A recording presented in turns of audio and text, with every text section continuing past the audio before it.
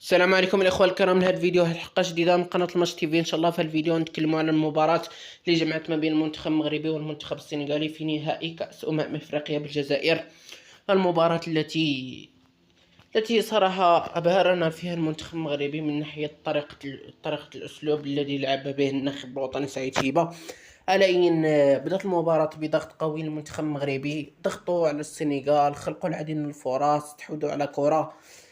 تمكنا أننا نسجل الهدف الأول عن طريق لاعب عبد الحميد بودلال. الهدف الأول الذي جاء عن طريق ضربة رأسية نفذها اللاعب عبد الحميد بودلال وسجل الهدف الأول للمنتخب المغربي. الطريقة التي سجل بها عبد الحميد بودلال ذكرتنا بيوسف النصيري أمام البرتغال، يعني نفس الطريقة التي سجل بها النصيري أمام البرتغال، يعني ارتقاء، نفس الارتقاء تاع النصيري، الرأسية نفس الرأسية تاع النصيري سجل بها اللاعب عبد الحميد بودلال في المباراة النهائية على المنتخب السنغالي.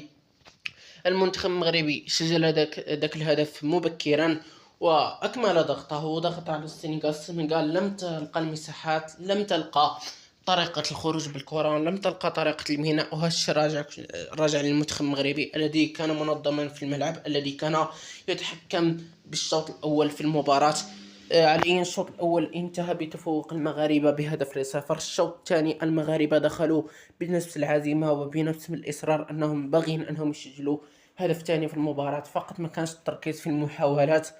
يعني جاونا فرص ولكن ما ركزناش. في الدقيقة 70 المدرب تاع المنتخب المغربي يعني سعيد شيبة يعني دار تغييرات كانت واضحة. النوايا تاع سعيد شيبة وهو أنه باغي يلعب بخطة دفاعية، يعني كان باغي يرجع دفاعيا ب 11 لاعب. المدرب تاع السنغال دار تغييرات هجوميه قوه السنغال، خلى السنغال انها تندافع، خلى السنغال انها تبحث على العوده في النتيجه.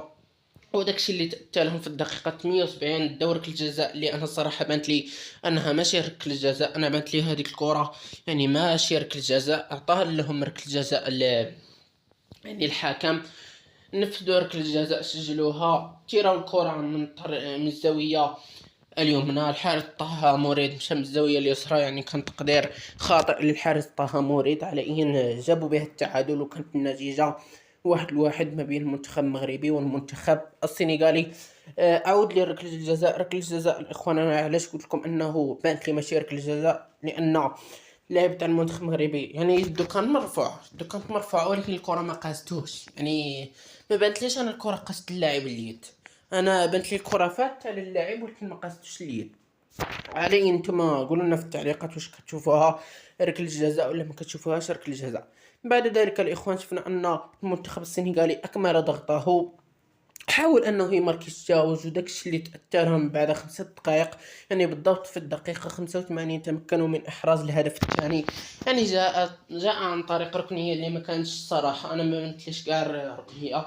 انا بان لي انه كان هناك ضربة مرمى كان خصو ينفذها الحارس طه موريد، الحكم عطاهم ركنية اللي لعبوها، وكان خروج خاطئ الحارس طه موريد، يعني ضربوا الكرة بالراس وسجلوا الهدف الثاني ديالهم المنتخب السنغالي اللي عطاهم يعني الكاس. بطبيعة الحال شفنا المغرب مهما تمارك عليه هذاك الهدف الثاني، شفنا ان وليد الركراكي كيفاش وقف مخلوع، ما مصدقش ان المغرب تسجل عليه الجاوج. شفنا في ديك الدقائق المدرب تاع المنتخب المغربي دار تغييرات، حاول انه يهاجم، حاول انه يضغط، ولكن تقريبا ما كانش باقي الوقت. يعني اللاعبين كانوا مفعفعين، اللاعبين كانوا محسوسين، اللاعبين يعني كانوا يلعبوا بدون تركيز، كان تسرع في اكثر من مناسبة. هادشي اللي عطانا الهزيمة. على اي هاد الهزيمة هادي كان السبب ديالها هو سعيد شيبة. لو خلى نفس الطريقة اللي كان لعب بها في الاول كانت المغرب غادي تربح الكاس، ولكن سعيد شيبة يعني من قدر انه يولي يدافع، يعني خسر المقابلة بمعنى الكلمة. على ان قدر الله ما شاء فعل. شفنا اللاعبين كيفاش كيموتوا على التونيك، كيفاش كيبغيو المغرب، يعني شفتوا انهم كيفاش مور ما كمل الماتش بقاو يبكيو، يعني كانوا باغيين انهم ياخذوا هذا اللقب، كانوا باغيين انهم يفرحوا المغاربه.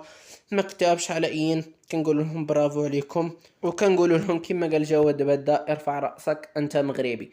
على ان ماشي اللي كان عندنا في هذا الفيديو. قلنا لنا كيفاش جاكم اداء المنتخب الوطني المغربي، وكما كان الحال راه المغرب وصلت للفينال وحققت الهدف اللي كان مهم وهو التأهل لكأس العالم.